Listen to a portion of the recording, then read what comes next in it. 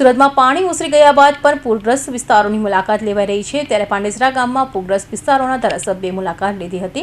ત્યારે ધારાસભ્યએ કોર્પોરેટર સાથે અધિકારીઓ પણ જોડાયા હતા, જેઓને લોકોએ પોતાની સમસ્યા જણાવી હતી। સુરતના પાંડેસરા ગામમાં ભારે વરસાદને કારણે નીચાણવાળા વિસ્તારોમાં પાણી ભરવાની સ્થિતિ સર્જાઈ હતી। પાણી ઉતર્યા બાદ અસરગ્રસ્ત વિસ્તારોની મુલાકાત લેવા સ્થાનિક ધારાસભ્ય મનુ પટેલ સાથે નગરસેવકો તેમજ સુરત મહાનગરપાલિકાના અધિકારીઓ અને કર્મચારીઓ પહોંચ્યા હતા। અધિકારીઓએ સ્થાનિકો રહેવાસીઓ સાથે વાતચીત કરી તેમની મુશ્કેલીઓ અને થયેલા નુકસાન અંગે માહિતી મેળવી હતી। સાથે જ પાણીના નિકાલ, સફાઈ અને જરૂરી સુવિધાઓ ઝડપી પુનઃસ્થાપિત કરવા સંબંધિત અધિકારીઓને જરૂરી સૂચનાઓ આપવામાં આવી હતી। આજે અમે પાંડેસરા ગામ અમે બધા અધિકારીઓની સાથે અમારા કોર્પોરેટરશ્રીઓ, વોર્ડ પ્રમુખો અને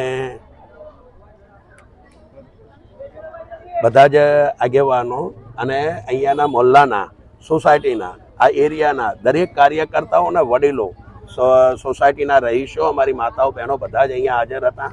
પાંડેસરા ગામથી શરૂઆત કરી છે તો આકાશ રો હાઉસ, પાંડેસરા ગામ, એની બાજુની સોસાયટીઓ જે રેસિડેન્ટ સોસાયટીઓ છે, આ બાજુ કૃષ્ણાનગર, આ બાજુ એના પછી ગધાનગર, પછી આ બાજુ નાગશેનનગર, એના પછીનું આહિરબાવ, આ બધી જ સોસાયટીઓની અંદર દોરો કરતા જોવા મળ્યો। અને ગઈકાલે અમે 3 દિવસથી સતત આ પાણીની અંદર ભરતા જ છીએ અને આ પાણી લગભગ 5 થી 6 ફૂટ અહીંયા આ ખાડી કિનારાના પાણી હતા। દરેક અમારા પરિવારોના દરેક ઘર વખરી લગભગ શૂન્ય થઈ ગઈ છે।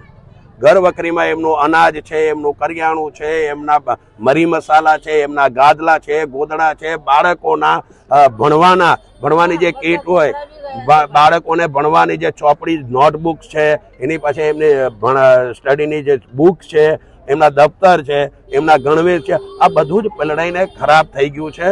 અમારી સરકારને બી વિનંતી કરી છે। ગઈકાલે બી અમે અમારા મંત્રી શ્રી કનુભાઈ દેસાઈ આવ્યા ત્યારે એમને ખુલ્લા મનથી એવું કીધું હતું કે જેટલા બી સરકારની અંદર બધાએ બોલાવી અને એમને રજૂઆત કરવી છે અને એમને સર્વે કરાવવો છે અને સર્વેની અંદર દિલ ખોલીને દરેકને કંઈક ના કંઈક આપવું છે। એટલે સરકારનો અભિગમ હંમેશા આપણા પરિવાર માટે, આ ગરીબ અને મધ્યમ વર્ગીય સોસાયટી માટે કાયમ માટે અભિગમ પોઝિટિવ રહ્યો છે। અને આજે કાં તો આવતીકાલથી આજે અમારા મુખ્યમંત્રી શ્રી અહીંયા પ્રવાસ કરી રહ્યા છે, અહીંયાનો દોરો કરી રહ્યા છે અને શક્ય હશે તો આ રાઉન્ડની અંદર હું મુખ્યમંત્રીને બી અહીંયા લઈને આવવાનો છું। એમની જો સમયની એ હશે તો આવશે। આજે કમિશનર શ્રી બપોર પછી આવવાના છે। અમારા ઝોનના વડાઓ, 2 વડાઓ અહીંયા અમારી સાથે હાજર હતા। અમારા બધા જ કોર્પોરેટરો, અહીંયાના માતાઓ બહેનો, અહીંયાના વડીલો બધા જ અહીંયા હાજર છે। તો આ બધાની વચ્ચે હું એટલું કહી શકું કે આ નાગશેનનગર, ગધાનગર, એની બાજુમાં આકાશ રો હાઉસ, એની બાજુમાં કૃષ્ણાનગર, એની બાજુમાં શિવમનગર, એની બાજુની અંદર આ પાંડેસરા ગામનો વિસ્તાર, આ દરેક વિસ્તારોની અંદર જે આજથી 10 દિવસ પહેલા જે રીતે સફાઈ હતી, જે રીતે ચોખ્ખું હતું, એવી જ વ્યવસ્થાનો ભાગરૂપે અમે આગળ વધશું। જ્યાં સુધી અહીંયા સફાઈ નહીં થાય અમે આ ધરતી ઉપરથી કદમ ઉઠાવવાના નથી। અમે આ જ પરિવારો માટે સતત દોડતા રહીશું। આ 6 કિલોમીટરનો મારો વિસ્તાર છે। 6 કિલોમીટરના વિસ્તારની અંદર જેટલી બી ગંદકી છે એને ઉઠાઈ અને એને એની જગ્યાએ પહોંચાડીશું। અહીંયા સાફ સફાઈ કરાવશું। દરેકના ઘરમાં પાણી આવે અને પાણીથી પોતાના ઘરોમાં કાદવ બાદવ સાફ કરી શકે એ પરિસ્થિતિનું નિર્માણ કરીશું।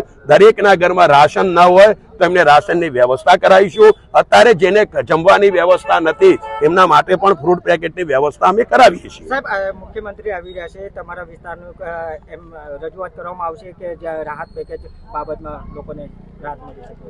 અમારા વિસ્તાર માટેની જ આ બધી વાત કરી છે।